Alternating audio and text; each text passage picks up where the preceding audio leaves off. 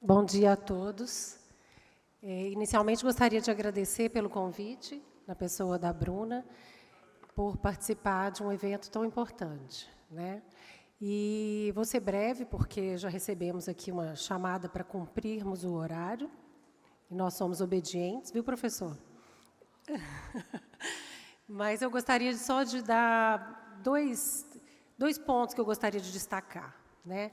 Inicialmente, que é o valor desse tipo de evento. Eu acho que é fundamental que a gente prestigie esse tipo de evento. Parabenizo os organizadores, porque sei que não é fácil colocar uma estrutura dessa de pé, né? A todos os envolvidos, quem se propõe a vir estudar, falar a respeito, a vocês que estão aqui para ouvir, porque com esse tipo de evento a gente constrói o direito juntos, né? A gente consegue aliviar um pouco essa carga pesada que é interpretar o direito tributário rotineiramente. E, além de construirmos juntos o direito, né, trabalharmos o conhecimento, a gente tem essa oportunidade boa de estarmos juntos, olharmos uns nos olhos dos outros, né, interagirmos. Eu acho que é fundamental que a gente continue incentivando esse tipo de evento e participando.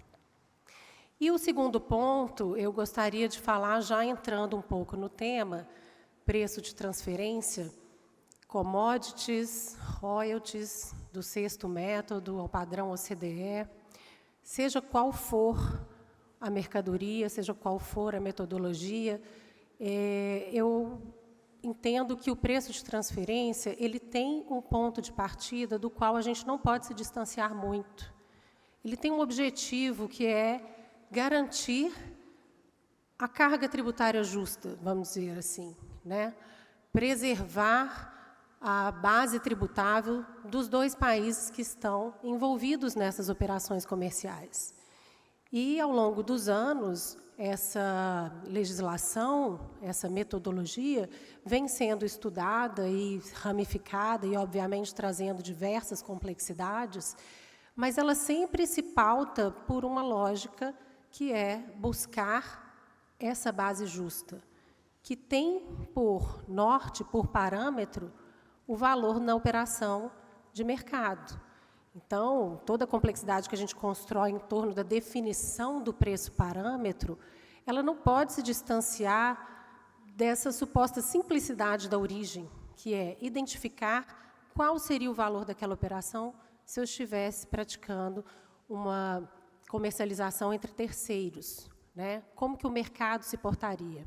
E, por mais complexo que isso possa parecer, o mercado ele é baseado em fatos e dados, que certamente os contribuintes que participam desse mercado têm amplo conhecimento, vasta documentação e vasta quantidade de dados, de amparos técnicos para dividir com as autoridades para que se construa essa base justa, né? Então, nesse aspecto, eu gostaria também de destacar que eu vejo com muita positividade o caminho que o Brasil vem tomando nos últimos anos a respeito do tema, né? Esse diálogo entre contribuinte e fisco tem se ampliado cada vez mais e eu acho que é isso que a gente tem que realmente incentivar e trabalhar para que aconteça. Um diálogo baseado em transparência, em confiança, né, na busca da construção do melhor direito pautado por esse norte, por essa origem, né? O preço de transferência não tem por objetivo aumentar a receita, a base tributável. Ele tem por objetivo construir a base tributável justa. E contribuintes e autoridades fiscais têm total competência e capacidade de fazê-lo da melhor forma possível, né? Acho que era isso que eu queria falar, Bruna. Muito obrigada a todos e vamos ouvir os nossos painelistas.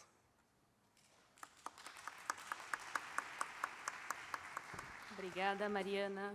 Bom dia a todos. Nós vamos desenvolver o nosso painel de uma forma um pouco mais dinâmica, então eu vou sempre introduzir com alguma pergunta para os painelistas. Então, a primeira pergunta para o Daniel, né? Daniel, para a gente começar o nosso painel, o Brasil ele vem da adoção desde 2020 até 2023, né, dos métodos obrigatórios, para commodities, os quais já adotavam o preço de cotação como referência. Quais seriam, né, algumas das principais diferenças entre a legislação atual e a legislação anterior que previa os métodos PCI e PSEX? Além disso, a Receita pretende editar alguma regulamentação específica para commodities e também alterar algo relacionado, né, ao registro de transações com commodities, o RTC, que nós já temos, né, posto na nossa legislação. Eu digo isso porque permanecem algumas dúvidas, né? Especificamente, por exemplo, no que diz respeito ao intervalo a ser utilizado ou a medida estatística quando se vale das cotações, qual a data da transação, né, para fins de declaração no RTC, também no que diz respeito à visão da Receita quanto à possibilidade de ajustes decorrentes de atividades realizadas por outras entidades nas operações com commodities, e em que potencial situação, né, nós poderemos ter afetar, né, a confiabilidade do método, do preço de cotação especificamente, o método PIC. Nós teremos alguma orientação? Uma outra questão que normalmente a gente se depara quanto aos forward contracts negociados em 2023. Obrigatoriamente, né, eles teriam de ser renegociados a partir deste ano? Qual que seria a posição da Receita considerando o fato gerador do imposto sobre a renda? Nós vamos ter esses esclarecimentos via instrução normativa?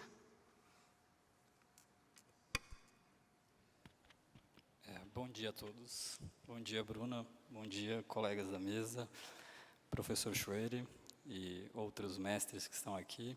Para mim é uma honra estar aqui e poder falar um pouquinho desse tema para vocês. Eu acho que alguns de vocês já me conhecem. Eu falo sobre o preço de transferência repetidamente. Eu sou Daniel Prats, sou auditor da Receita Federal, coordenador da área de tributação internacional da Receita Federal e participei ativamente ali do projeto de preço de transferência, né? O projeto ainda não acabou, a gente editou a lei, editou a instrução normativa que regulamenta a parte geral da lei. Como os senhores sabem, está aberto agora um processo de consulta para tratar especificamente do APA, né, o que a gente chamou ali na lei de processo de consulta específico, e também a regulamentação relativa às transações com serviços. Talvez, respondendo à última pergunta, Bruna, a gente sim pretende editar uma regulamentação específica para commodities, isso está no nosso radar. A gente entende que esse tema é prioridade, né, dada a relevância desse produto, das transações com commodities para o país. É claro que, eu acho que os senhores sabem, a nossa equipe tem poucos braços, né? Acho que a maior parte dos braços está aqui. Não na mesa, mas... Então, não é tão fácil assim, mas ainda assim eu acho que a gente tem trabalhado com uma certa efetividade, produzindo uma regulamentação num tempo célere, né? Também eu acho que é importante destacar que a maior parte dos países não possui uma regulamentação tão detalhada como a nossa. A gente tem alguns casos específicos, por exemplo, os Estados Unidos e outros países, mas são exceções, né? A opção que a gente adotou na lei já foi trazer uma lei com maiores detalhes, né? E agora a gente tem a intenção de regulamentar e trazer um pouco mais de segurança jurídica. É interessante também que nesse processo, né, quando a gente começa a discutir com os contribuintes e com consultores e assim por diante, nós vemos que existe sim um clamor para se ter mais regulamentação, para se ter mais assertividade, segurança, para se esclarecer ou se definir alguns termos que têm uma certa subjetividade na legislação, mas, por outro lado, a gente também ouve alguns dizendo que, olha, talvez agora não seja mais interessante se produzir mais regulamentações relativas às outras transações e se detalhar um pouco mais.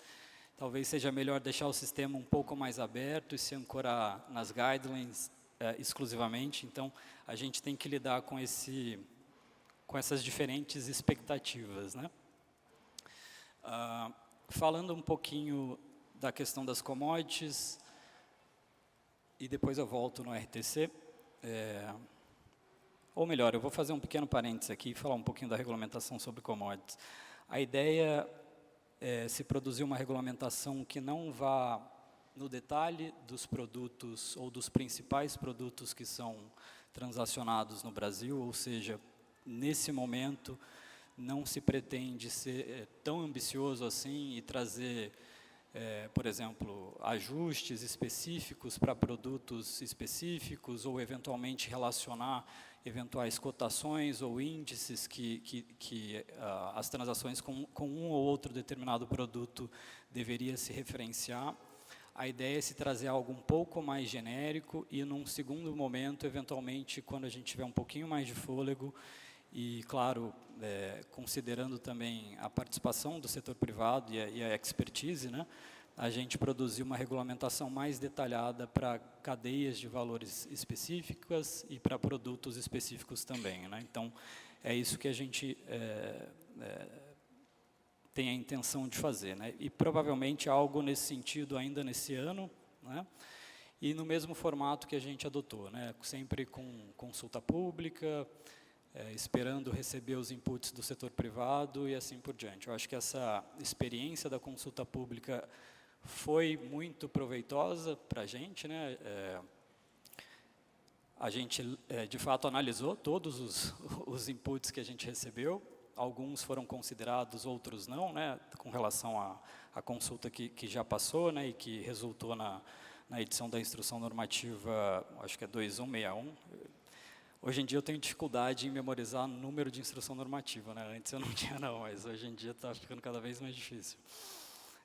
E aí tem gente que fala assim, poxa, mas na solução de consulta 127, eu falo, poxa, eu não consigo lembrar nem minha data de nascimento para lembrar o número de solução de consulta. Mas a ideia é sempre manter esse padrão. E com relação a essa consulta do APA, né, houve uma falha na consulta anterior com relação à publicação dos inputs, né, e aí a gente vai tentar publicar todos dessa vez.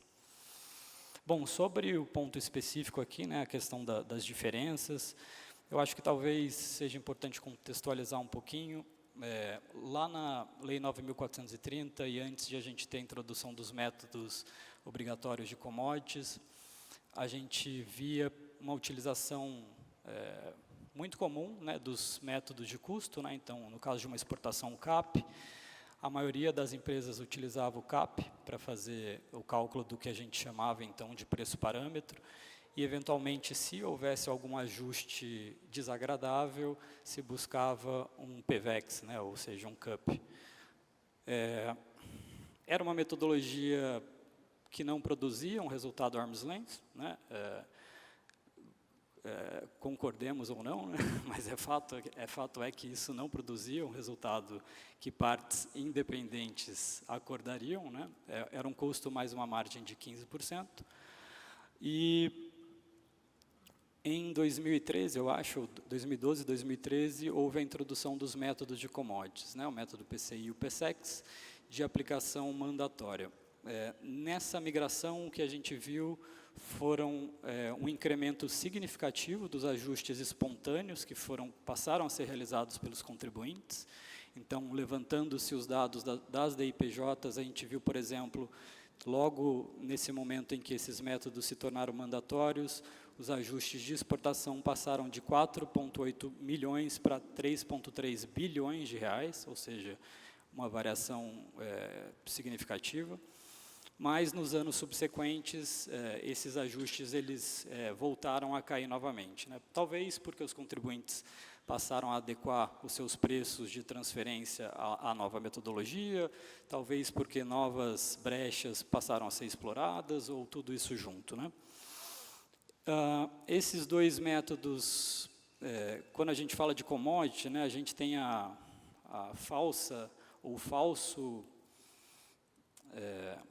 entendimento, vou dizer assim, de que, olha, se você tem uma cotação, essa cotação é um preço de mercado e, portanto, necessariamente ela te dá um resultado arm's length, né? E não é bem assim. Infelizmente, eu acho que o pessoal que está aqui na mesa e que trabalha com o setor tem essa consciência, né? A gente tem diversas especificidades, diversas diferenças entre os produtos, né? O Brasil é um país que se destaca na exportação de minério de ferro, soja, petróleo, ou seja, tem uma cesta ampla, né, de produtos, e você vê que um produto é um bicho e o outro é completamente diferente, né? Ou seja, é um zoológico, de fato, e que e muitas vezes você tem diferenças de produtos nos diferentes mercados também, né? Tem uma série de variáveis que precisam ser consideradas, né? Isso não foi bem endereçado na lei que introduziu o PCI e o PSEX, né? Eu acho que o legislador, à época, ele partiu de um senso comum, né? E aí, a partir disso, você passou a ter uma série de distorções na aplicação dessas duas metodologias, em razão, talvez, do nível básico, né, que foi adotado ali na legislação, na lei, e também na instrução normativa, né? Esses dois métodos, eles eram de aplicação mandatória e se aplicavam a bens sujeitos à cotação, né? Uma série de discussões, principalmente na doutrina, em relação a esse conceito. A IN trouxe listas, né, uma lista de commodities, uma lista de bolsa, uma lista de institutos de pesquisa ou agências.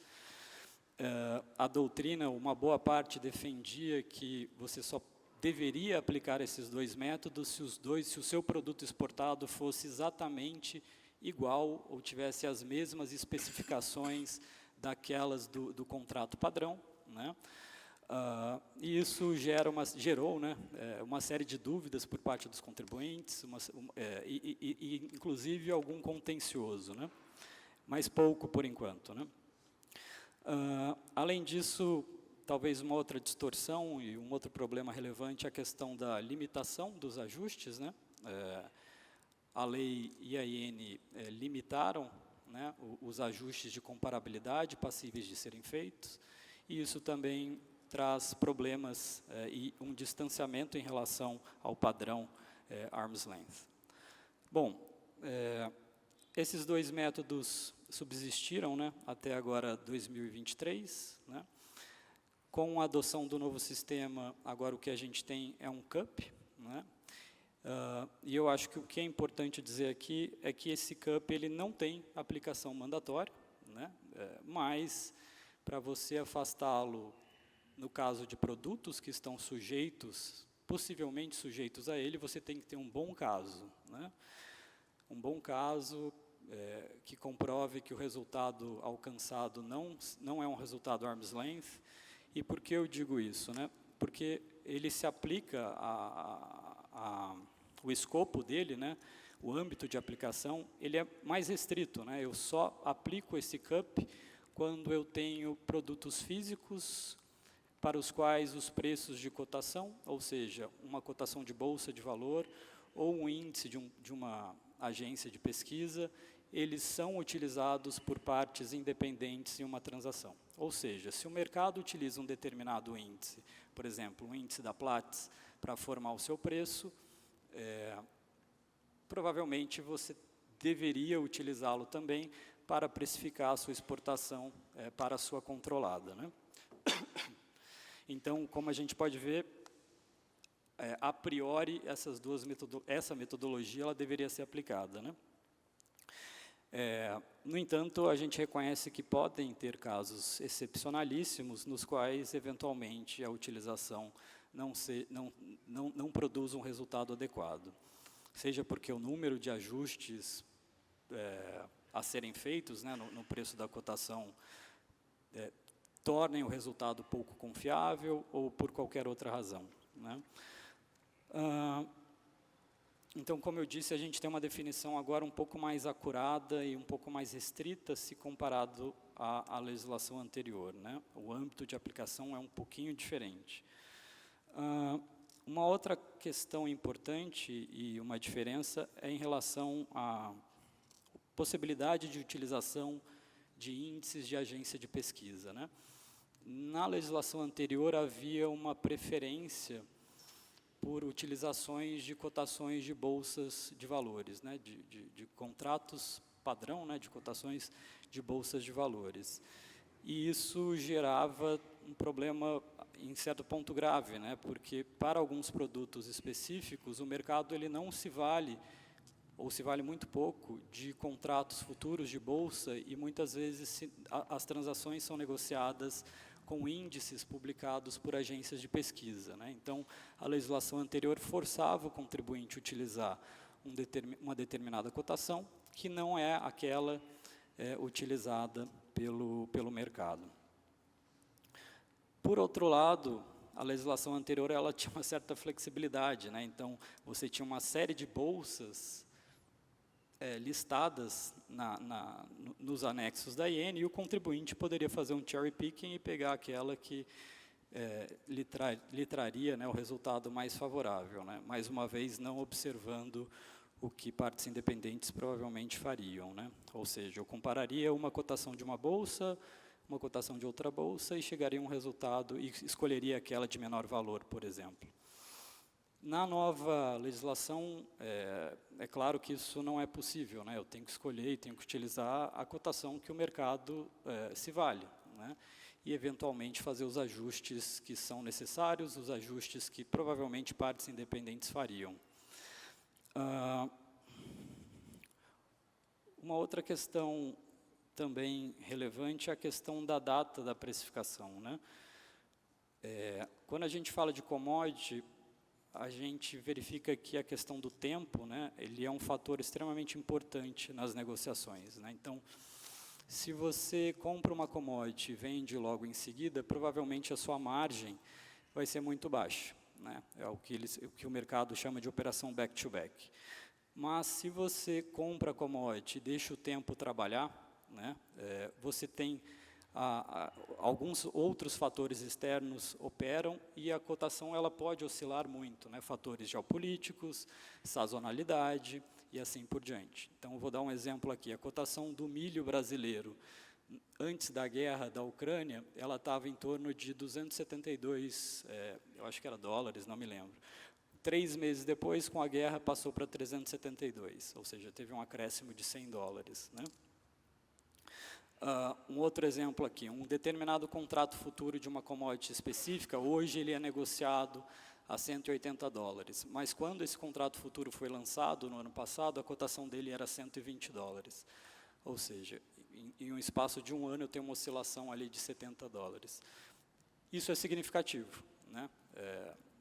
Então, o que acontece, né? Na determinação do preço de transferência, a gente tem que tomar um cuidado especial no que diz respeito à data da cotação, a data escolhida pelas partes para determinar a cotação que vai ser utilizada no preço de transferência, né?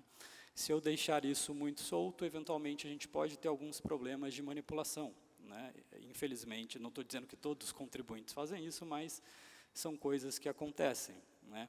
Nós temos casos relatados, por exemplo, no Peru, em vendas de ouro, em que a fiscalização identificou que constantemente e reiteradamente o contribuinte escolhia a cotação de menor valor para efetuar os seus embarques mensais.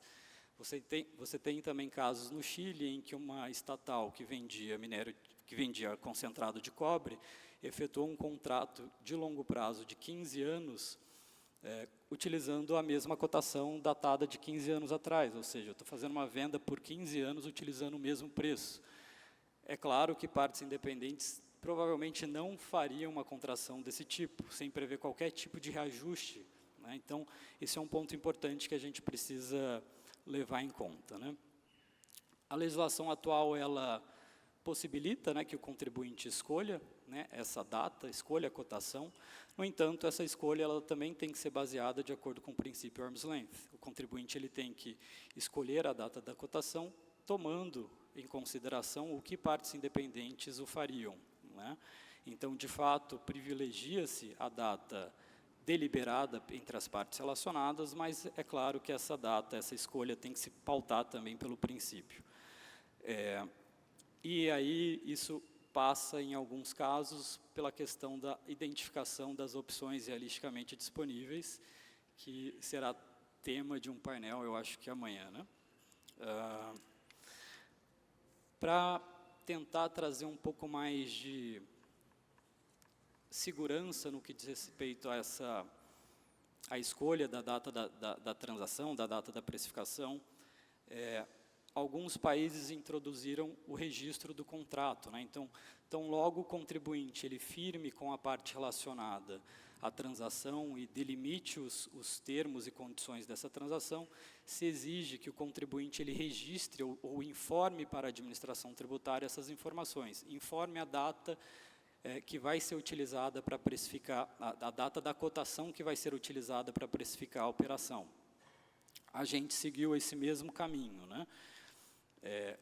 Inserimos ali essa previsão na lei e houve uma regulamentação sobre essa obrigatoriedade, eu acho que no fim do ano passado, né? E agora, no começo desse ano, não me lembro exatamente a data, introduziu-se a obrigação. A obrigação ela ainda vai ser melhor especificada, existem algumas dúvidas dos contribuintes em relação a alguns termos que são utilizados ali. Exige-se, por enquanto, que se escolha, que se informe ao fisco e se efetue o registro dessa operação após 10 dias, né, da data da transação, e aí existe uma dúvida do que seria a data da transação. Há um certo temor ou um clamor do mercado para que essa data da transação seja a data da exportação, né? No entanto, talvez adiantando aqui um pouquinho, a gente entende que não poderia considerar que a data da transação, né, ou o ponto de partida para a contagem do prazo, seja a data da exportação, né? A ideia é que seja a data que, de fato, houve a celebração do negócio entre as partes relacionadas, ainda que parte do preço não tenha sido totalmente fixado. A gente sabe que existe no mercado de commodities situações em que parte do preço ele é fixado no futuro. Eu posso, por exemplo, negociar um prêmio antecipadamente, mas a cotação que vai ser utilizada, ela pode ser um contrato futuro, por exemplo, de novembro, e aí uma das partes tem a faculdade de escolher a data em que esse contrato futuro seria liquidado. De todo modo, a gente entende que não seria apropriado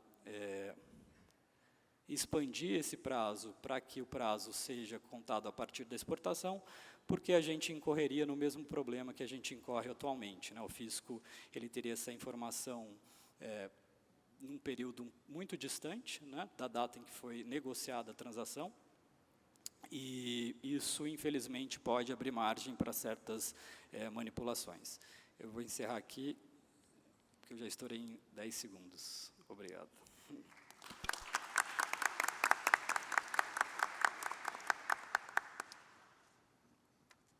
Obrigada, Daniel. Professor Paulo, especificamente quanto à temática de ajustes de comparabilidade a serem realizados sobre o preço de cotação. Em uma análise comparativa, né, pegando o que o Daniel acabou de expor para nós, da norma vigente até 2023, com rol exaustivo de ajustes, e a norma atual, em que poderão ser ajustadas, né, todas as diferenças que afetem materialmente o preço de cotação, e, portanto, o preço da commodity. Quais seriam as diferenças, né? Podemos afirmar, né, que essa adoção do princípio do arm's length, ele garantiria a tributação de iguais capacidades contributivas? Ou, efetivamente, considerando a subjetividade da norma, a gente ainda pode ter a manutenção das mesmas controvérsias?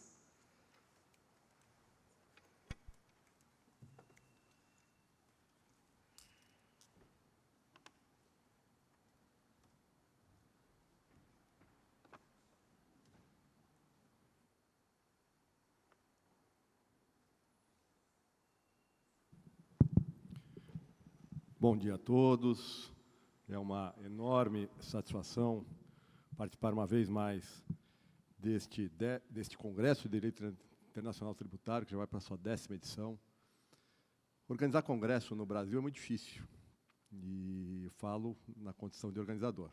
Agora, organizar um congresso internacional de direito tributário, com a quantidade de palestrantes, professores que vêm de todo o mundo para aqui compartilhar ideias, é um desafio absurdamente mais relevante. Eu quero cumprimentar a organização do evento, na pessoa do professor Choueiri, do Rodrigo, do Luiz Flávio, que deram efetividade a essa ocorrência.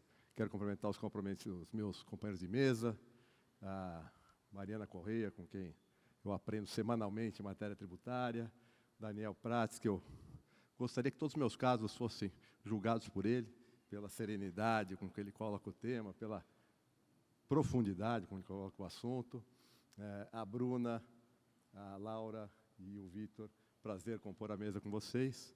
Eu vou começar contando uma história de vida, da minha vida. Eu comecei trabalhando numa empresa exportadora de suco laranja, portanto, uma commodity. Isso tem um tempinho, 40 anos. E há 40 anos, talvez um pouco menos, 38, cumpria a mim, nesta empresa, determinar o preço de transferência para Estados Unidos e Alemanha. Naquela época não havia legislação de preços de transferência no Brasil, a legislação de 96, mas ela já existia e bastante efetiva em outras localidades. E aí, um navio de suco laranja rumou aos Estados Unidos, tinha ocorrido uma geada na Flórida, o preço tinha disparado, e eu precifiquei esse navio, era a minha função, com a certeza de que um bom resultado restaria lá nos Estados Unidos, diante da realidade que se apresentava. 6 meses depois, o estoque todo ainda não tinha sido vendido, quando o preço começa a cair, em razão da avaliação de que a geada não fora tão importante quanto se imaginava ter sido inicialmente, e isso acabou gerando um prejuízo na nossa filial, na nossa subsidiária americana. E o fisco americano foi fazer a fiscalização para saber o que tinha ocorrido, ou, mais objetivamente, se o Paulo tinha errado. Ou seja, o que estava em jogo ali não era apenas o resultado daquela autuação, mas o meu emprego, que na época me era muito caro. E depois de um ano, usando os cuidados que o Daniel colocou aqui para definir quando exatamente tinha ocorrido a celebração do contrato, qual era o preço naquela oportunidade, etc., para minha sorte, não houve autuação e eu consegui permanecer lá empregado por mais 3 anos. Depois eu vim para o escritório e estou lá até hoje. Pois bem, foi assim que eu me deparei com preços de transferência na primeira oportunidade, e aí, em 96, quando a legislação surge no Brasil, eu estava fazendo mestrado e acabei me inclinando a escrever sobre esse tema, foi minha dissertação de mestrado. Nesse mesmo período, o professor Chueri fez aquela que é a obra mais relevante sobre o assunto hoje no país e reverenciada por todos nós. Eu fui crítico à legislação brasileira naquela oportunidade, fui bastante crítico, porque entendia que, embora na exposição de motivos da lei houvesse referência às normas da OCDE, ao princípio arm's length, na realidade o que a gente tinha era o estabelecimento de uma série de ficções que poderiam ser tidas como relativas em alguns casos, mas absolutas em outros, e, portanto, ficava aquele desconforto no sentido de que eu poderia vir a estar tributando renda num cenário em que transferência de renda efetivamente não teria ocorrido.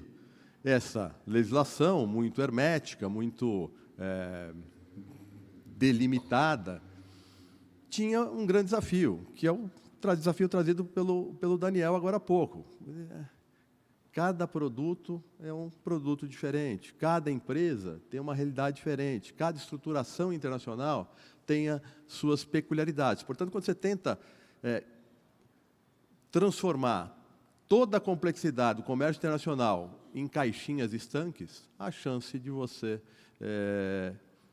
extravasar essas caixinhas é muito grande e portanto, eu vinha criticando a interpretação que exigia uma aplicação estrita dos métodos e admitindo, subsequentemente, numa interpretação conforme a Constituição, para não dizer que a lei é inconstitucional, que os métodos fossem tidos como sugestivos ou, usando uma lição do professor Schwery, que eles fossem um safe harbor do contribuinte. Se eu seguir o método, eu estou seguro que nada vai acontecer, mas eu tenho o direito constitucional de provar por outros meios de prova que eu não manipulei resultados e que eu não transferi indiretamente lucros, sob pena de se afrontar o conceito legal de renda, o conceito de renda posto no Código Tributário Nacional e, fundamentalmente, ou a definição de renda posta no Código Tributário Nacional e, fundamentalmente, o conceito constitucional de renda, que, a meu sentir,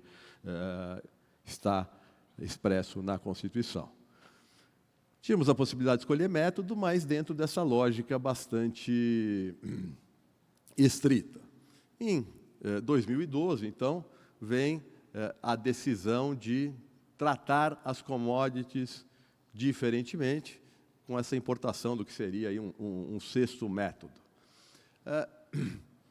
Este desafio de procurar colocar o mundo numa baliza muito estreita acaba se repetindo com o PSEX.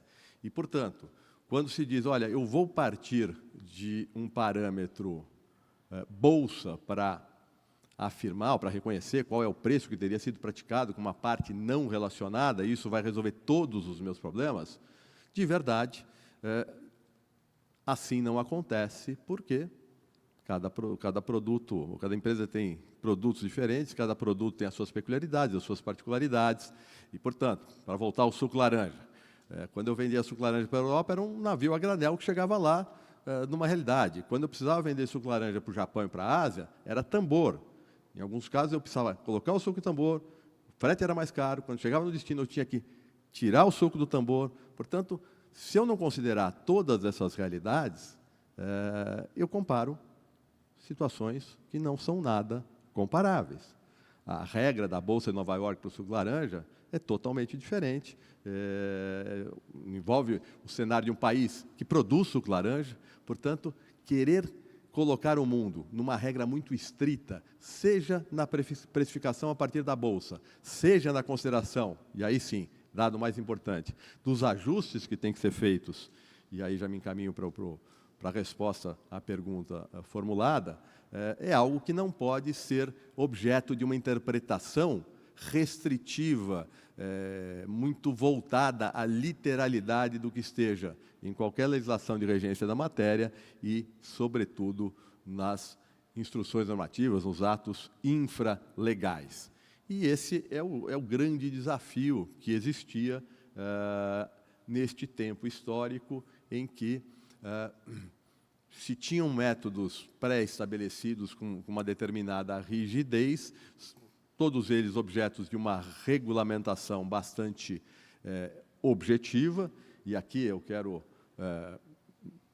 me colocar aqui ao lado do Daniel, eu também tenho essa dúvida do vale a pena ficar regulamentando tudo, ou, dado que a nova opção, uma opção muito mais principiológica, talvez seja melhor não regulamentar. O fato é, quando se regulamenta, todas as discussões passam a se colocar na literalidade de cada manifestação do Fisco Federal, pelo menos no que se refere à atuação dos seus agentes e no julgamento de temas tributários no CARF.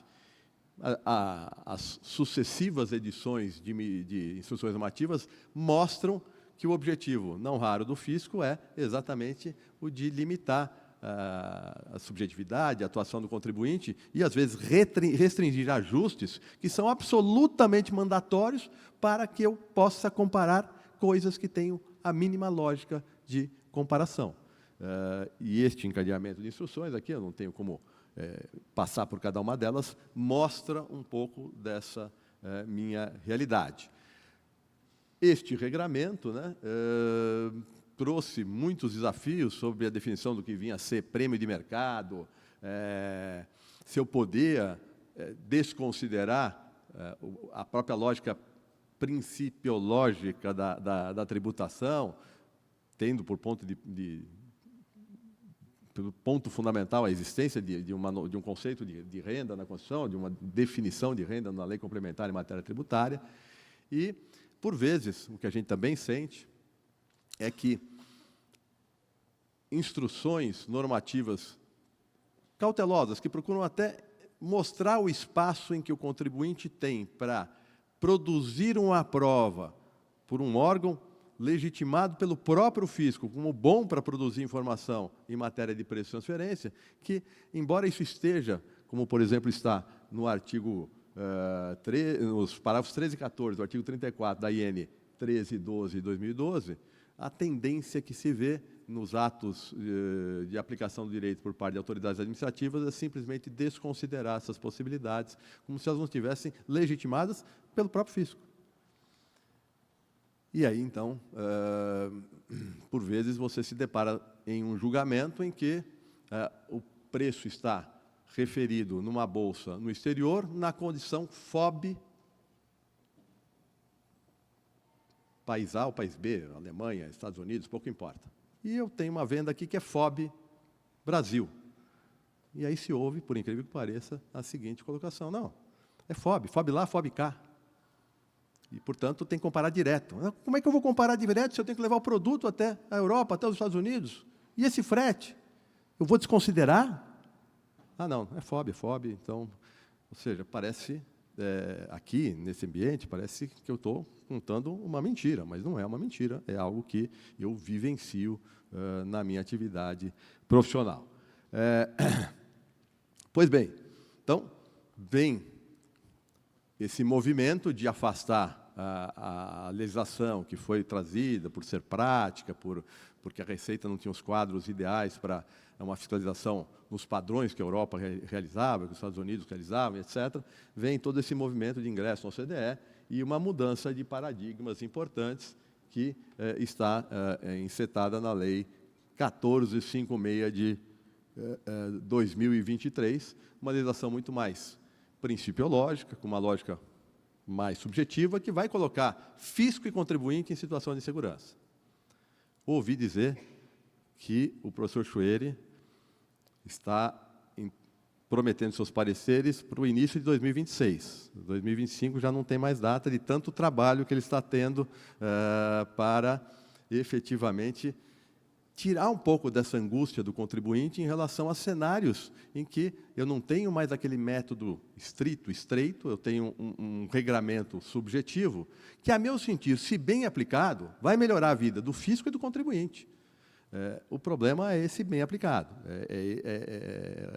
Como sempre se diz, né, Deus está em todos os lugares, mas em matéria tributária o diabo está nos detalhes, e esses detalhes acabam sendo extremamente relevantes.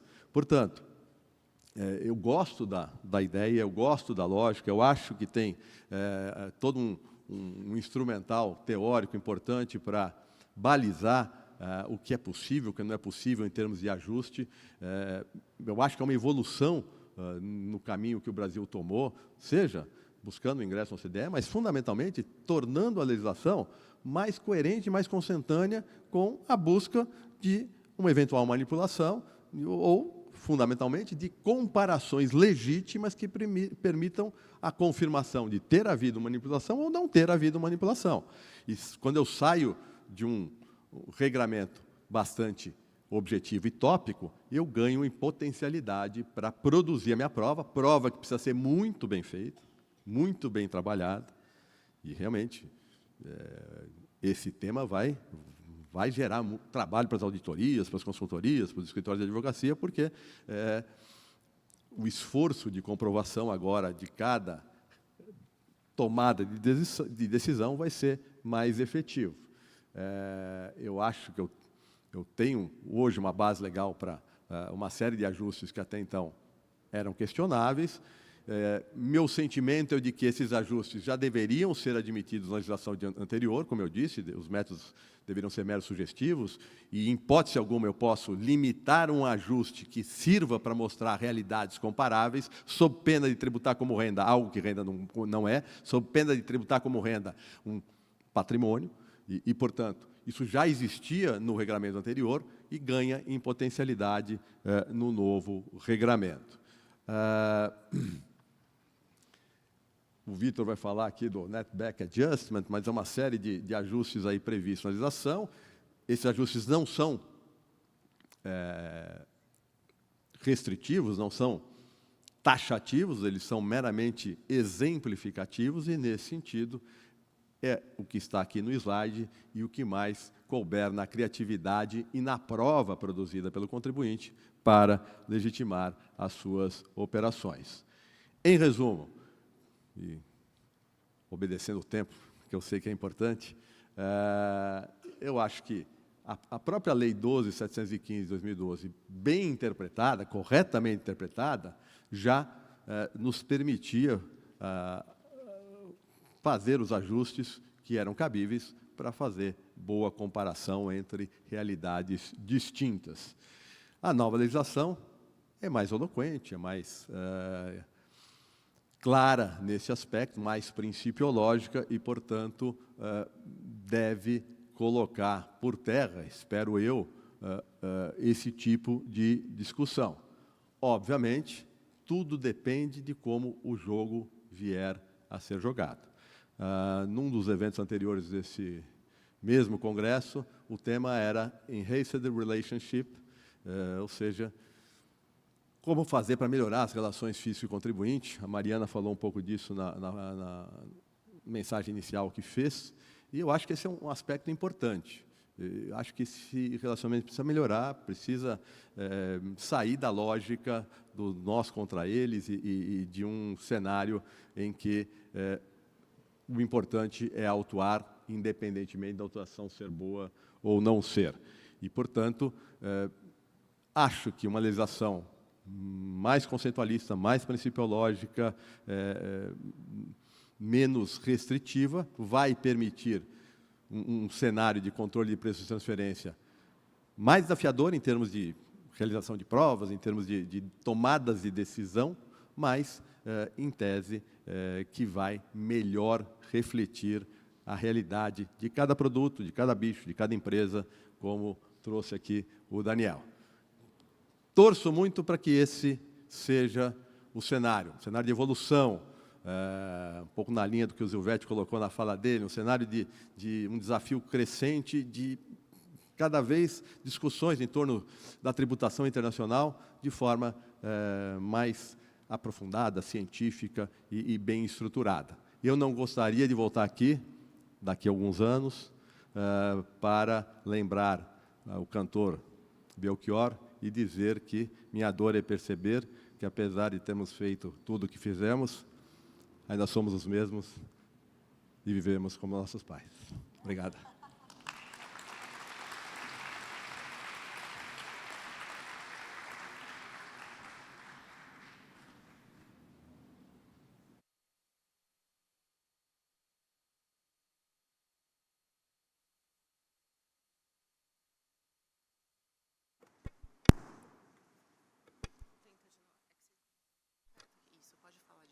Oi, pronto. Obrigada, professor Paulo. Acho que, continuando aqui no tema, Vitor, dos ajustes, como o professor Paulo já adiantou, considerando que uma das possibilidades de ajuste de comparabilidade é o ajuste por netback, quais são os cuidados, né, e os riscos que o contribuinte tem que considerar quando ele faz ali a análise funcional, efetivamente, quando ele analisa as demais características economicamente relevantes, para que o estabelecimento desse preço a ser praticado no ponto de avaliação, transação controlada, em decorrência do preço de cotação em outra parte da cadeia de valor, efetivamente não afete a confiabilidade do método PIC, né? E, portanto, ele se torna inaplicável, né? Especialmente quando a gente pensa em um processo produtivo que pode alterar significativamente a característica do produto ou alguma customização. Então, buscar aí manter, né, tributação de capacidade contributiva de forma equivalente. Perfeito. Obrigado, Bruna, pelas considerações. Vamos ver se a gente consegue endereçar tudo aqui. Eu queria aproveitar para agradecer em seu nome, né, ao convite, cumprimentar todos da mesa aqui, Daniel, professor Paulo, Mariana, Laura, e também agradecer aos colegas da diretoria do BDT e do departamento aqui da faculdade pelo privilégio de poder estar aqui nesse momento e compartilhar algumas ideias com vocês. É uma alegria enorme ter o 10º Congresso de Direito Tributário Internacional no ano que o IBDT completa 50 anos. É um ano bastante festivo. Eu tenho a honra de ter participado de pelo menos uns 25 anos desses 50, seja como estudante, seja como alguém que tem colaborado na condução de projetos lá. Seu questionamento é bastante desafiador, vamos ver o que a gente consegue trazer aqui. Eu selecionei 3 temas, já enfocando bastante aspectos práticos da nova legislação. Vou falar bastante de commodities, mas também de intangíveis. E hoje, creio que vai ser o dia que nós vamos saber se o café colombiano é realmente diferente do café brasileiro, como a OCDE pensa. É uma honra tê-la aqui, Laura, também. Bom, a legislação fala de net back adjustments, e como a Bruna capciosamente formulou na sua pergunta, né, isso muda completamente a maneira de pensar preços de transferência em exportação de commodities. Até 2022, 2023, nós tínhamos o 6º método, que envolvia, numa exportação de commodities, simplesmente pegar o preço de cotação, produtos listados, bolsas listadas, aplicação obrigatória.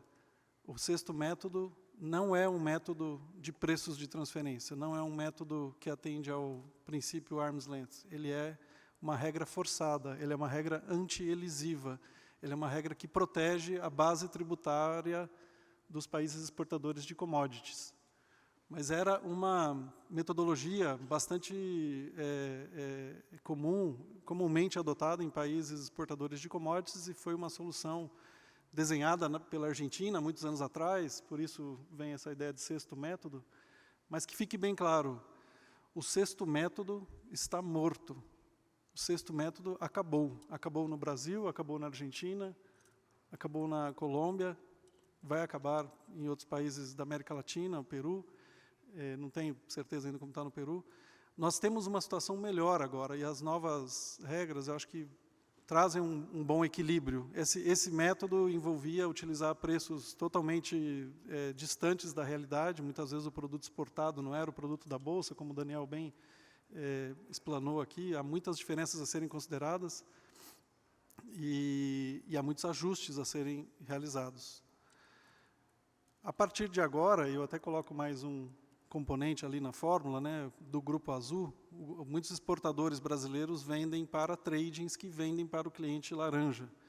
E o que a gente tem agora é que provavelmente o preço arm's length, né, um preço genuinamente de mercado, é aquele preço lá naquela ponta, não o preço no momento da exportação a partir do Brasil. Então, Bruna, de fato, o ponto de avaliação da commodity ideal não é, muitas vezes, o ponto de embarque, o ponto de saída. E, muitas vezes, isso, na prática, é capturado contratualmente, né? Terceiros independentes se preocupariam em saber se a venda lá no futuro vai ter muita variação. Os preços variam brutalmente e é muito importante ter conhecimento. Exportadores de commodities agrícolas ou minerais têm muita especialização em saber como o mercado se comporta, até para não perder dinheiro. Então, a nossa nova metodologia envolve a aplicação de um método PIC, o método CUP, com a clara adoção do princípio arm's length. Por isso que eu digo ali, CUP mais arm's length principle method, né? É um PIC mesmo, né? PIC com o princípio arm's length. O artigo da 14 ou 15 da lei claramente diz, se for aplicar PIC ou se for aplicar qualquer outro método, é importante garantir que o princípio arm's length está sendo atendido. E como ele é atendido? Entendendo como funciona o mercado. O contribuinte, e acho que o único momento em que a lei usa a palavra cadeia de valor é nesse artigo de commodities, né? O contribuinte vai ter a obrigação de trazer explicações sobre como funciona o seu negócio e como ele precifica para o cliente. A fórmula de precificação vai ter que ser conhecida. Muitas empresas, a gente tem vivenciado isso, se sentem um pouco desconfortáveis com esse nível de transparência. Mas esse nível de transparência ele vem para o bem, ele vem para que a gente consiga, de fato, precificar adequadamente as exportações. E esse é um ponto que eu quero enfatizar aqui com vocês, o preço vai cair. É bem provável que o preço de exportação caia, porque se eu estava usando o preço de bolsa no ponto da exportação, quando eu uso o preço de bolsa lá na frente, na segunda empresa azul vendendo para a empresa laranja, eu preciso, muito provavelmente, contar com outras coisas que acontecem nessa cadeia e até mesmo a margem de lucratividade dessa trading. vamos ver como é que isso acontece, né? E como é que a gente conseguiria utilizar o preço futuro na cadeia, não do mercado futuro, aqui numa situação como essa, para descobrir qual seria o preço de exportação. A ideia de fazer netback adjustments, ela vem exatamente desse conceito. Eu sei o preço num ponto futuro da cadeia, então vamos descontar o que acontece entre aquele ponto de avaliação e o ponto da exportação para chegar num preço arm's length adequado. A instrução normativa brasileira mencionou os netback adjustments, eu acho que eles são justificados na lei, pelo fato da lei claramente dizer que temos que fazer análise da cadeia de valor, o chamado Value Chain Analysis, e a instrução normativa traz alguns exemplos, eu vou mencionar 2 aqui só para ilustrar. Se o mesmo contribuinte exportador vende o mesmo produto para duas pessoas, uma pessoa do Grupo Azul e uma pessoa que é um terceiro, e a condição da venda para o laranja é uma condição CFR, ou seja, 1.100 contém o frete, e o frete é de 100, fica fácil, basta tirar 100 do preço de 1.100, e a gente descobre que o preço de exportação sem o frete deveria ser de 1.000. E assim vai, um exemplo muito singelo, é importante entender todos os componentes de preço para poder fazer essas deduções retroativas, né? O netback adjustments é até difícil de passar para o português.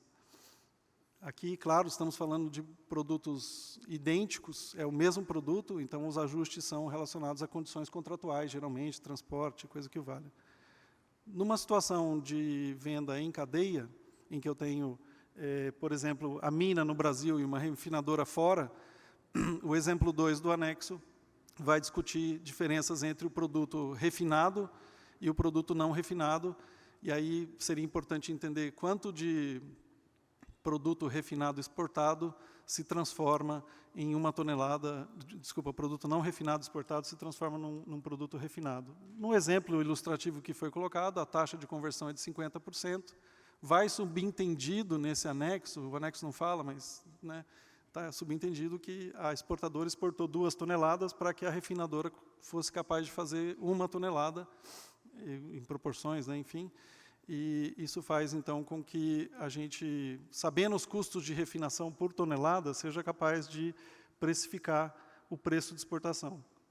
Cada tonelada, se eu preciso de 2 toneladas para fazer uma, e o preço de venda final ali é de 100, de fato, descontando, fazendo um netback, tirando 15, só que tirando 2 vezes 15, porque esse 15 é o preço por tonelada, e a refinaria refinou 2 toneladas. Então, tirando 2 vezes o 15, eu consigo chegar ao preço de 35 de exportação. Não vou me delongar muito na matemática aqui, vocês vão ficar com esse material depois para entender.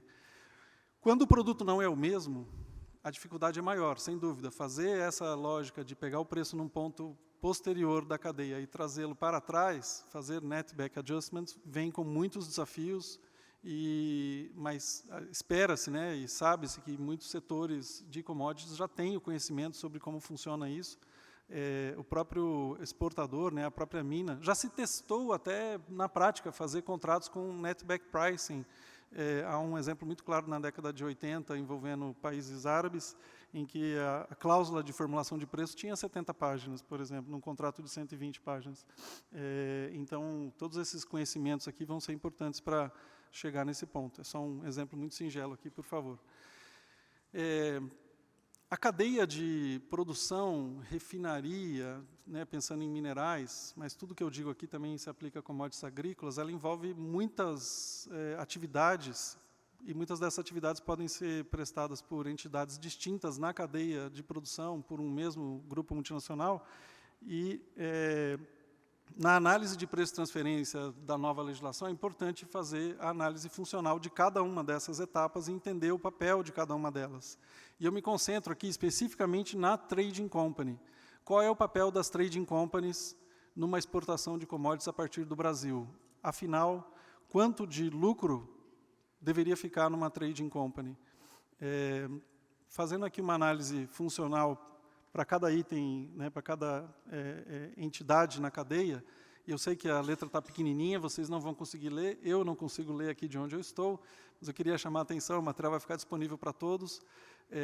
Ali do lado direito, né, na última coluna, a gente tem as trading companies. Aqui é uma listagem de quais são os ativos empregados nessas atividades. Eu não quero, claro, fazer uma comparação simplesmente numérica, né, mas a quantidade de ativos, capacidades, conhecimento desenvolvidos pelas trading companies são em número elevado e são bastante importantes na criação de valor e na certeza de precificação adequada e geração de lucro numa cadeia de valor envolvendo commodities. O mesmo vale para a assunção de riscos. E eu trago aqui exemplos de análises funcionais que são conhecidas, esses exemplos estão todos ali citados, eu vou mostrar depois o material no final da exposição.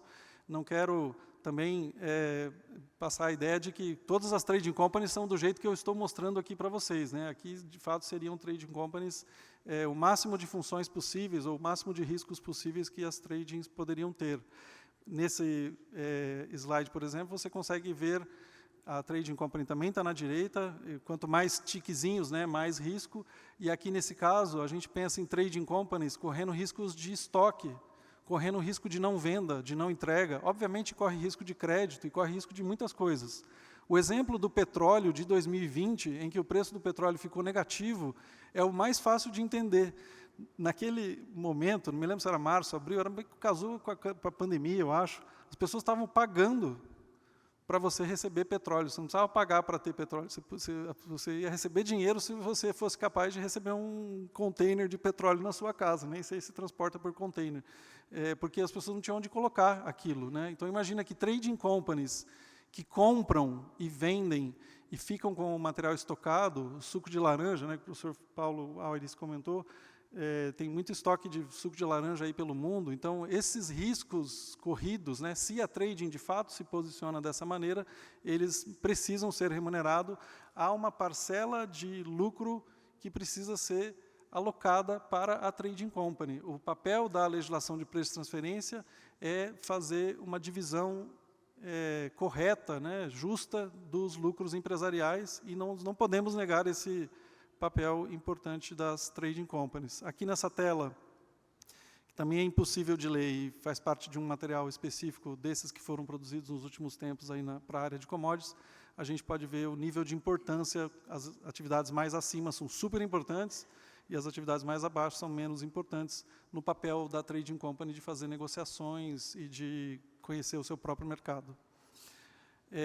Claro, isso gera, do ponto de vista do fisco, uma preocupação muito grande de saber o que essa trading company faz. Geralmente, as trading companies estão em países de tributação favorecida ou têm regimes fiscais privilegiados.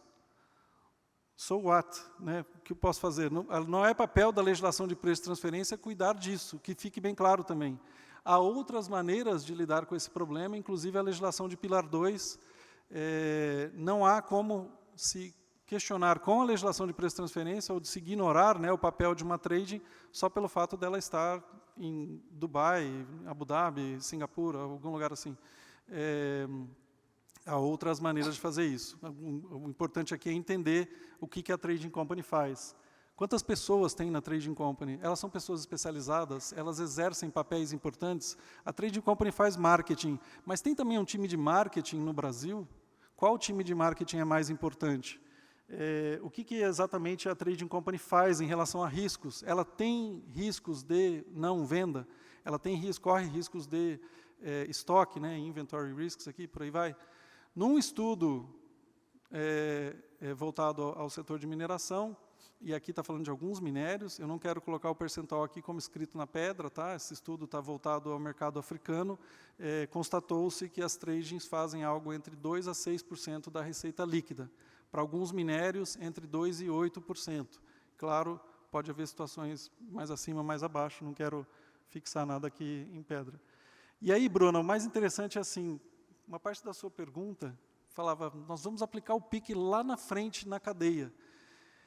Eu não sei se no final o que nós fazemos aqui é um método PIC, método CUP, porque eu pego o preço de venda, pode ser um preço real, pode ser um preço cotado em bolsa, e aí eu deduzo algumas coisas, né, faço um netback adjustment para chegar no preço aqui. Me parece um preço de revenda menos lucro, parece um resale price minus. Então, é um PIC com PRL misturado, na verdade, com TNMM, né, porque para saber a lucratividade da trading, pode ser que seja feito um método TNMM, então é um método meio duplo twist carpado, sabe? Eu não sei o que é isso aí.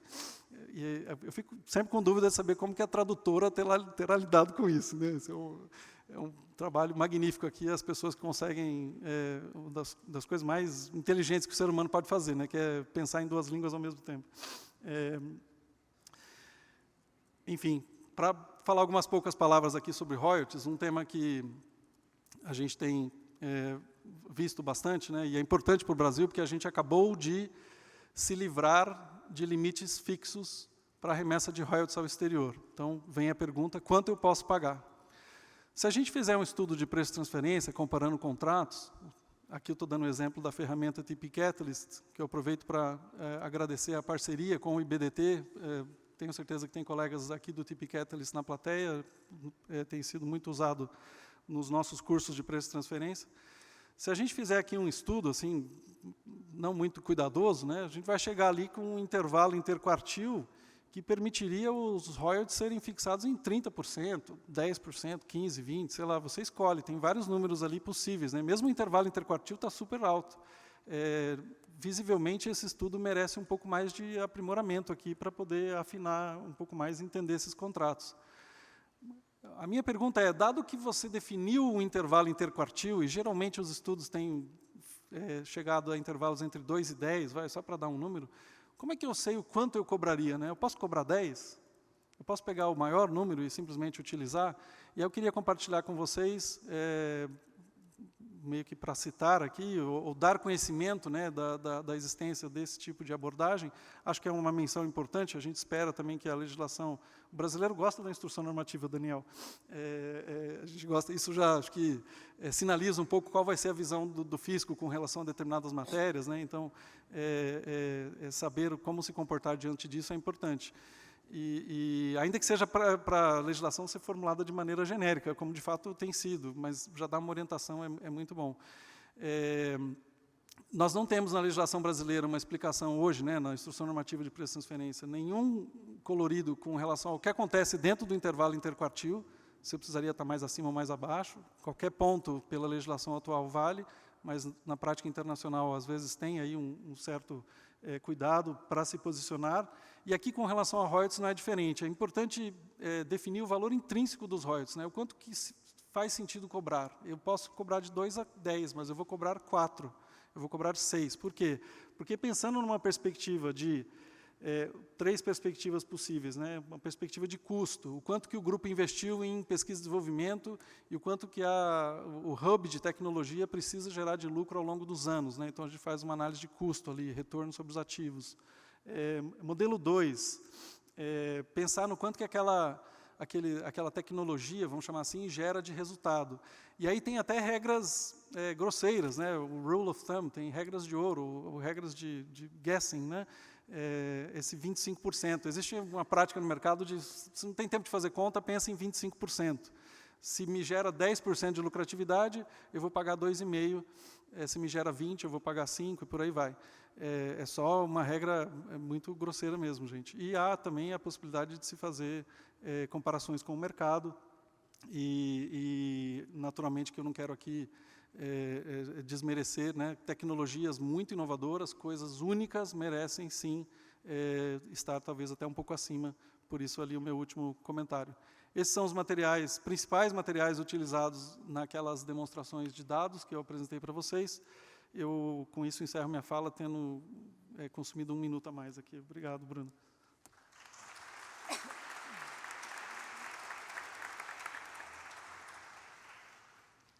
Obrigada, Vitor. Com certeza teria alguns pontos aqui a colocar sobre o triplo duplo carpado, mas benefício do tempo. Vou passar para a Laura já.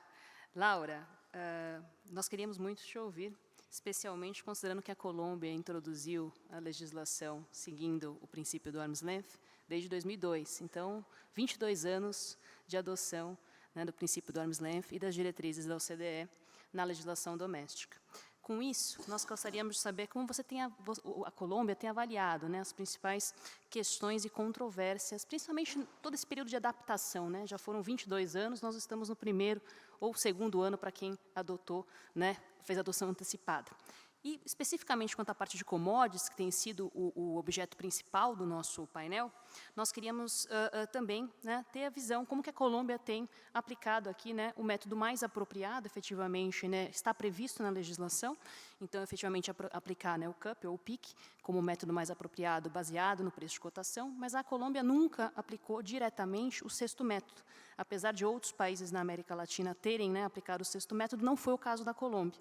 Ainda assim, eu acredito que existem controvérsias quanto à determinação do preço, quanto ao intervalo a ser utilizado, né, as datas a ser utilizado para precificar a transação, que você pudesse comentar um pouquinho para nós, trazer aqui a sua experiência quanto ao tema e da Colômbia especificamente. Thank you, Bruna. And thank you also to the Instituto, to my co-panelists, and to all of you. So I would like to begin showing some data. The source of this data is the webpage of the CIAT organization that was shared by the Colombian Tax Authority and the Brazilian Tax Authority. Even though we only have the Brazilian information until 2020, and in some cases until 2014, and I actually encourage Daniel to share with the CIAT because it is very useful for taxpayers and for tax authorities. I still think that this data that I'm showing is useful. In this first chart, we have the request for information from other tax authority regarding transactions subject to transfer pricing. And we see, for example, in 2020, that Brazil, the number of requests that Brazil sent was 4, and the number of requests that Colombia sent was 45. And in the same year, the number of requests answered by the Brazilian tax administration was 4, and the number of requests that Colombia answered was 3. I actually think that the area where the Colombian Tax Authority requests the most information to exchange is in transfer pricing, and I think that might be because they know that it's easier to collect money through transfer pricing audits than to abuse audits, because in abuse you have to, the tax authority have to prove the purpose, and in transfer pricing they don't. So next we have the number of transfer pricing audits in 2015, that is 21 for Brazil and 47 for Colombia. And if you see, for 2014, there were 61 for Brazil and 135 for Colombia. And then you see for that same year, the amount effectively collected as a result of transfer pricing adjustments on those audits. And you see that Brazil, with only 61, was already collecting that number, that amount. So what it would be expected is that now Brazil, the tax authority, the Brazilian tax authority, gets to do more audits and then collect even more.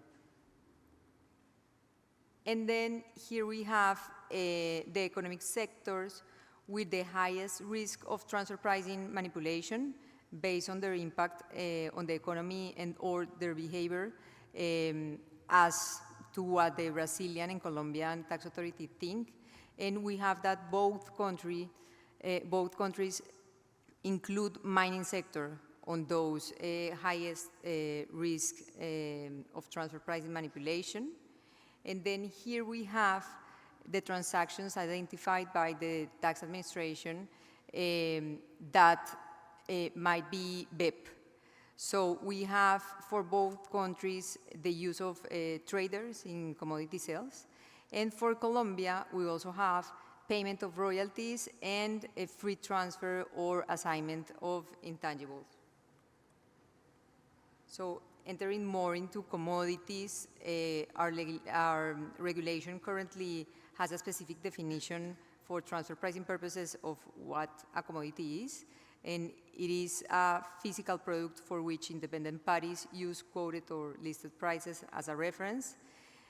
We don't have a specific list of commodities by law, provided by the law, but the tax authority have a list of proposed commodities included in the form in which the taxpayer filed the PT return, and currently includes also orange juice. I remember that because the story of Paul. We also have that when dealing with commodities, that is like the specific article. When dealing with commodity transactions, COP will be the most appropriate method, and it should be used to establish the arm's length principle in those transactions. We have only 2 exceptions provided by law, and there are like where where it is not possible to identify the factors that constitute the listed prices, or in the case that such factors exist and require comparability adjustments, but those adjustments cannot be measured or quantified. Now, although the Colombian legislation almost make mandatory the use of COP, and this is really important for transfer pricing in Colombia, and that is like the tax courts in Colombia play a really important role in the transfer pricing area, because they end up like modulating some of the regulation, and this is one of the examples, because even though in the law we have almost mandatory the use of COP method, the tax courts provided actually recently that there is no prohibition of using another method, and the only thing is not little, but the taxpayer, when using another method, have the burden of proving the reasons, the reasonable reasons to use another method. We also have, or as to the necessary documentation, we have that the agreed date or period of the price must be supported by reliable documentation, that is the contracts, the agreements, the offers, the acceptances, and so on. Otherwise, the date of shipment would be applied by the tax authority, by the Colombian tax authority. Based on that, agreements regarding transactions with commodities have to be registered. That is what the law provides, and also in that we have like some pronunciation of the tax court. The tax court also recently stated that it is not mandatory always to register the agreement, but only if the taxpayer is using COP. Nonetheless, it is advisable that every taxpayer register the agreement, because if the Colombian Tax Authority ends up proving that the best method or the suited method was COP, then it would be better to have already registered the agreement. And also, the tax court stated that if the date of the agreement loses reliability, then the taxpayer also can submit evidence on what the date should be. So that's what we have currently in commodities, and this already present lots of challenges for the tax authority and for the taxpayer, but we always have had actually like these difficulties, and specifically in extractive sector, because we used to have that the Ministry of Mines set the average price, that it should be used between the Colombian taxpayer with its related party, its trading related party, and the way the Ministry of Mines calculated that price was based on the information the Colombian taxpayer provided from that related party, and the ministry would take it from CIF to FOB, and we had actually currently, because tax courts takes long time to decide in Colombia, we have lots of debates on this. Because DIAN usually wanted to make the prices that were below the average to the average, but then keeping the prices that were above the average. Tax courts decided that was not correct, and even later there was even more favorable for the taxpayer decision of another tax court that said that because the Ministry of Mines usually took like 6 or 8 months to decide what the price was, and the tax court decided recently that if the taxpayer didn't have the average price set by the ministry at the time they were filing the return, then they could use the real price. So as to intangibles, we actually don't have much in our transfer pricing regulation, but we do have some regulation and some limitations regarding intangible, and that ends up relating to transfer pricing. For example, we have that an intangible contribution from a taxpayer to a company located, a foreign company, would be deemed to be a share purchase and would have to comply with transfer pricing regime.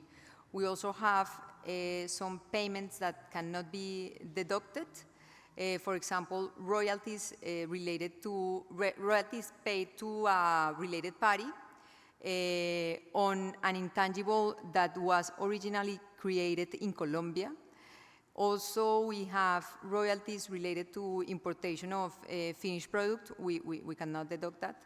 And the Colombian taxpayer cannot take also the amortization of an intangible acquired to a related party. Just the last one is the only one that that cannot be, I mean, that the taxpayer is able not to have that limitation if the taxpayer comply with the transfer pricing regime and also with arm's length principle. But the other ones remains even though the taxpayer proves the compliance with the arm's length principle. We have also that currently the tax authority is challenging the deduction of royalties always if Colombian taxpayer has also losses and or pays for marketing, for local marketing expenses. That actually those expectations of the Colombian tax authority are really not like in line with arm's principle, because if I was paying a royalty to an independent party, I cannot excuse myself from paying the royalty only because I have losses in a specific year. And also, if I am selling a product that contains a brand, whenever I make local marketing expenses, I am not behaving necessarily as the owner of the intangible because I just want to sell the product. Since the common denominator in digital business is the presence of intangible assets, we have to comment on the recent developments in Colombia inspired by Pillar 1 and Pillar 2. We currently have a regulation on significant economic presence, not only for related parties, not only for digital services, but for all services and for all goods. So we have a new source rule including the revenues by those sales by non-residents or entities that are not domiciled in Colombia with significant presence in Colombia. The activating factors for that presence are revenue threshold, as you see, the interaction with Colombian users, and also showing prices in Colombian pesos or allowing payment in Colombian pesos. The collection methods are filing for them to file an income tax return with a rate of 3% or a withholding tax of 10%. That was for Pillar 1. And for Pillar 2, we have our own minimum tax rate at 15%. And actually, yesterday, the ministry filed a yet new tax bill for Colombia. And they are proposing that the minimum tax rate begins to be 20%. So we have to see. So we have that minimum tax rate with no threshold. This minimum tax rate applies to everyone, to every company specifically. And we don't know if it will get to be considered by the OECD as qualified domestic minimum tax, because there are some characteristics or requirements that the OECD have included for being considered as a qualified domestic minimum tax that we do not comply. For example, the law of this minimum tax rate in Colombia doesn't take into account the temporary differences. So that's really huge. And also, we were debating also on APA, because since we have the regulation of APA since the beginning of transfer pricing regulation 22 years ago, they thought that maybe I have something to share, but actually in Colombia we have the opportunity to celebrate APAs 22 years ago, but we only have one celebrated in those 22 years. We have a procedure initially that takes 9 months, but usually takes more. The taxpayer doesn't have the opportunity to appeal any decision or action that the Colombian Tax Authority made in the procedure. It can cover up to 5 years. And if the APA is concluded, no local file will have to be presented, just a report of the compliance on the APA, but the Colombian Tax Administration can ask for the local file, and the taxpayer will have 2 months to file. I think I would skip this. And so this is, I think, maybe the reasons why I think we only have celebrated one APA. Maybe I think it's for the uncertainty that we have. It is a long process. The taxpayer don't have the opportunity to appeal. And again, I am using a chart of the CIAT webpage, and this shows the required documentation in those countries. And if you see, only Colombia and Jamaica are asking for everything. they possibly can. And also we have, and this is the part of the uncertainty, this shows as if Colombia will only use the information attained through APA negotiation only for those purposes, but actually the law in Colombia provides that if the APA is revoked or canceled, but this is the important part, if they think the information provided by the taxpayer might possibly stand for a cause of abuse, then they also can use the information in other aspects. We don't know in which one, because we don't have like the experience, but by law, without proving the abuse, only having one possible cause of abuse, then we know that secret information won't be no longer like secret. Thank you.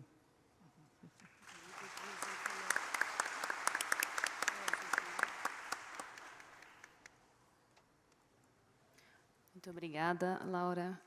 Considerando que a gente ainda tem pouquinhos minutos, eu vou fazer algumas perguntas, mas já aproveitando para te agradecer especificamente, porque nesse momento nós estamos discutindo exatamente isso. Nós estamos com uma consulta pública em aberto sobre a EPA e alguns dos principais pontos que nós até ontem tivemos um diálogo com a Cláudia, e o Daniel também está aqui, foram sobre algumas questões que você trouxe, que hoje, né, levam a uma grande insegurança quanto ao modelo, né, o processo de acordo antecipado de precificação, né. Aproveitando para fazer algumas perguntas, voltando aqui para o Daniel, para ele responder algumas das perguntas feitas ao início. Primeira pergunta, Daniel, e acho que juntando com uma parte que você antecipou, mas eu acho que é uma grande dúvida dos contribuintes quanto à parte de commodities especificamente, quando a gente pensa no RTC, as operações que foram negociadas em 2023, mas as exportações são realizadas em 2024. Então, o contrato foi firmado em 2023 e as exportações são realizadas em 2024. Elas têm que ser ali, né, reportadas no RTC, e aí eu vou juntar com uma pergunta que eu tinha feito anteriormente. Acho que uma grande dúvida dos contribuintes se refere aos forward contracts, né? Então, eu fiz a negociação em 2023, coloquei ali que a data de embarque seria em períodos posteriores, no ano de 2024, não fiz a adoção antecipada, e agora, o que eu faço? Eu não tenho uma grandfathering rule. Será que eu deveria, eu sou obrigado a retificar, a renegociar esse contrato? Ou como ele foi realizado ali à época, né, data da celebração, como você até mesmo mencionou, né, que seria um ponto importante aqui para definir a precificação, se permaneceria ali aplicável o que estava à época de 2023, e até atrelando isso com o fato gerador do imposto sobre a renda, a gente tem uma previsão ali na IN 2161. Obrigado, Bruna, pela pergunta. Eu vou responder bem breve e eu queria fazer um comentário sobre a questão dos ajustes para a remuneração de tradings. Eu entendo que a nova regra ela se aplica para contratos que foram negociados anteriormente à vigência, cuja receita ela seja reconhecida durante a vigência da lei, né? Então, a precificação desses contratos, para fins de imposto de renda, claro, provavelmente precisará ser revista. E isso impacta diretamente também na questão do RTC, né? Essas operações, elas também deveriam ser declaradas no RTC. Eu acho que eu ainda tenho 2 minutos e 20, então eu vou me permitir comentar sobre a questão dos ajustes de trading. Por quê? Porque eu acho que esse é um dos pontos mais sensíveis para a Receita Federal, no que diz respeito às transações com commodities. O Brasil e outros países têm problemas sérios de abuso com relação a estruturas, né, com intermediários no geral. A gente sabe que a intermediação no setor de commodities é extremamente comum, é a prática na realidade, mas na legislação antiga eu acho que no Brasil a gente via talvez algo um pouco mais sui generis, né? A utilização de estruturas, por exemplo, em localidades que não são aquelas geralmente utilizadas pelas empresas, né? Turcos e Caicos, por exemplo, né? É uma bela ilha, mas que, no fundo, não tem nenhum tipo de expertise nesse mercado. A gente reconhece que o novo sistema ele deve remunerar todas as funções da cadeia de valor, inclusive a função de intermediação, inclusive a função daquele que faz a comercialização, né?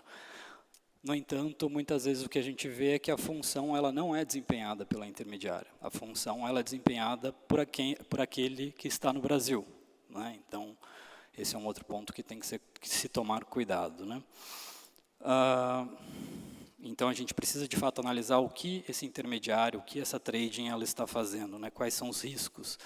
A outra questão é como remunerar, né? Em alguns casos, quando você aplica um CUP, como eu disse, você pode ter diferenças entre a data da precificação da parte relacionada no Brasil, o exportador, e a venda feita para o terceiro. Esse diferencial, essa arbitragem já não é suficiente para remunerar um intermediário? É uma outra questão que eu coloco, né? Para que eu vou, além disso, incluir algum tipo de remuneração adicional? Precisa ser avaliado com cuidado. Uma outra questão é como remunerar, né? Será que um percentual de comissão sobre o preço de venda é sempre o melhor caminho? Isso traz, de fato, um resultado arm's length? Há casos, por exemplo, na Austrália, em que se foi utilizada uma trade em Singapura e se atribuiu um percentual de remuneração de 2,5% sobre a receita bruta de venda, né, para o terceiro. Quando você compara, por outro lado, outros indicadores de rentabilidade dessa trading, você vê que a margem sobre as despesas operacionais era de 600%. Uma margem que não é compatível com o setor. Nem no setor de TI você tem uma margem de 600%. Então, tem outras coisas que precisam ser analisadas nesse ponto, né, e que se deve tomar muito cuidado, né. O novo sistema ele traz mais justiça, mas esse ponto é um ponto muito sensível e que a gente espera, né, que se tenha a devida atenção. Obrigado. Obrigada, Daniel. Bom, considerando o horário, vou agradecer a todos pelas excelentes exposições. Agradecer ao IBDT e à USP pelo convite, pela possibilidade de estarmos aqui hoje. Parabenizar a todos mais uma vez e considerar o nosso painel encerrado. Obrigada.